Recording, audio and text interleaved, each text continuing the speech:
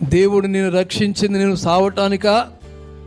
దేవుడు నిన్ను కాపాడింది, ఎన్నో ఉపద్రవాలను తప్పించింది నిన్ను చచ్చిపోమనా?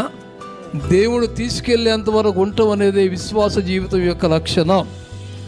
నీ అంతటా నువ్వు ప్రాణం తీసుకోవడానికి నువ్వెవరు అసలుకి? మీరు మీ సొత్తు కాదు, మీరు వెలబెట్టి కొనబడిన వారు గనుక మీ దేహంతో దేవుని మహింపరచండి అన్నారు. దేహంతో మహింపరిచే వాళ్ళు సూసైడ్ చేసుకునే వాళ్ళు కాదు. దేహంతో మహింపరిచే వాళ్ళు ఆగేవాళ్ళు కాదు, వెనక్కి తిరిగేవాళ్ళు కాదు. చనిపోదావా, ఆత్మ చేసుకుందామంటే నువ్వు అడ్డపడుతున్నావు.